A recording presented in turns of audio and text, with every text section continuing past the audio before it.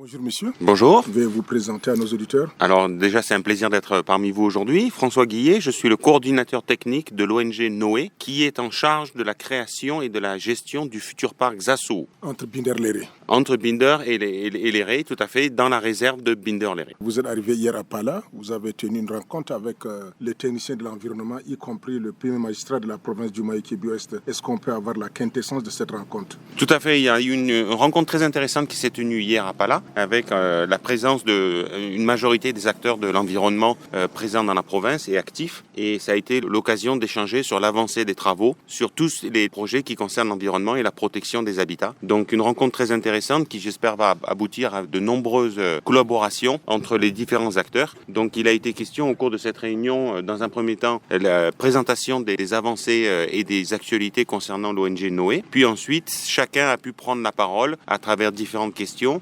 Un débat, chacun a pu donc aborder les problématiques de l'environnement, de son village ou de sa ville d'origine. Êtes-vous satisfait de la rencontre hier? C'est une rencontre effectivement très intéressante et très importante. Il nous faut multiplier à l'avenir ce genre de rencontres pour qu'on puisse accorder nos actions, concorder nos actions et être le plus efficace possible. Parlez-nous un peu de ce qui se passe sur le terrain là-bas à Binder. Alors actuellement sur le Binder, vous avez pu suivre ça aux actualités nationales. Nous avons eu le plaisir de signer un accord de partenariat avec le gouvernement du Tchad qui donne à Noé, qui confie plutôt à Noé la gestion du parc Zassou pour une durée de 15 ans. Donc nous avons maintenant, les discussions sont lancées avec nos partenaires et nos bailleurs de fonds pour lancer réellement la machine, réellement les travaux. Jusqu'à présent, tous les efforts étaient concentrés sur la lutte anti-braconnage et la protection du futur parc Zassou. Et maintenant, nous allons pouvoir développer tout ce qui est développement communautaire, infrastructure dans le parc et renforcer également la protection. Vous avez parlé de 15 ans. Cela veut dire après 15 ans, le parc va s'arrêter ou c'est quoi exactement? Alors, l'objectif de Noé n'est absolument pas à court terme, mais au contraire, le plus long terme possible. Pourquoi 15 ans? Nous avons plaidé auprès du gouvernement pour une durée rallongée, puisque les premiers accords parlaient d'une durée de 10 ans. Nous avons plaidé pour une quinzaine d'années, étant donné que dans l'environnement, tout prend énormément de temps.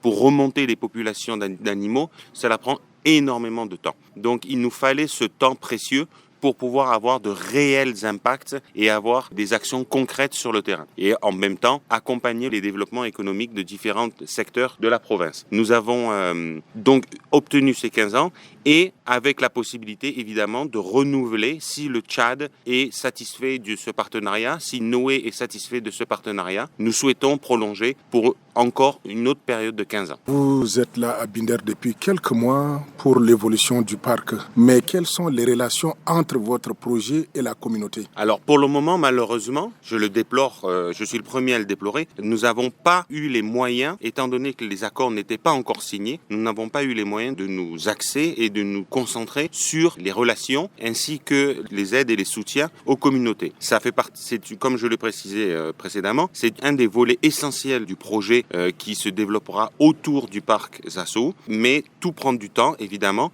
et nous attendons maintenant que les bailleurs de fonds nous débloquent la plus grosse partie du budget pour commencer réellement ce travail. Nous avons déjà lancé dans cet objectif le recrutement d'une personne qui sera chargée des relations communautaires. Donc il y aura d'abord un premier travail de terrain essentiel qui consistera à passer dans chaque village, chaque communauté, rencontrer les associations, les localiser et à partir de là faire ressortir tous les projets qui sont réellement intéressants et d'étudier comment on peut venir en aide à ces projets-là. Ça peut être une aide financière, ça peut être une aide technique sous forme de matériel, ça peut être une aide sous forme de formation du personnel et d'accompagnement de ce personnel. Donc tout cela est une stratégie qui va prendre du temps pour être mise en place, mais qui est essentielle au projet Noé ici dans la province du Mayo-Kébbi-Ouest. Mais avec la saison de pluie installée aujourd'hui, nous recevons de grosses pluies. Est-ce que vous n'avez pas de difficultés pour vraiment faire vos activités dans la zone? Tout est effectivement rendu compliqué par la saison pluvieuse. Maintenant, à nous de nous adapter. Il n'y a rien que l'on puisse faire et la question avait été posée, doit-on arrêter toute activité pendant cette saison pluvieuse? Et la réponse a été bien évidemment non. On ne peut pas laisser un parc sans surveillance et sans activité pendant 5-6 mois de l'année en fonction des pluies. Donc la décision a été prise de continuer malgré tout ces activités. Bien évidemment, nous serons contraints de ralentir un petit peu, mais les activités continueront, notamment tout ce qui est développement communautaire. La présence de pluie ne dérange en rien ces activités-là. Vous gérez deux populations humaines, la population animale, c'est-à-dire les pachydermes surtout. Mais quelles sont les relations entre ces deux communautés pendant cette période? Les relations sont évidemment problématiques. On parle, dans ce cas-là, on parle de conflits homme-faune qui malheureusement parfois peuvent aboutir à la mort de personnes ou la mort de pachydermes. Dans les deux cas, c'est des événements dramatiques qu'il faut que l'on s'engage à essayer de limiter au maximum. Les mesures qui seront prises seront d'essayer de développer des techniques pour éviter au maximum ces conflits et éviter également les dégâts que peuvent causer les pachydermes dans les cultures des populations et des villages. Quel message adressez-vous à la communauté qui va nous suivre? Alors, le message est évidemment un message d'espoir. Si nous sommes là aujourd'hui, c'est avant tout pour vous. C'est avant tout pour le Tchad et c'est avant tout pour protéger votre patrimoine. Le message est également de dire il faut nous excuser dans un premier temps. Tout prend beaucoup de temps à se mettre en place. Chaque projet à son démarrage connaît des difficultés auxquelles il faut s'adapter. Donc nous allons tout mettre en œuvre pour accélérer au maximum et pouvoir remplir tous nos objectifs. Merci. Merci à vous.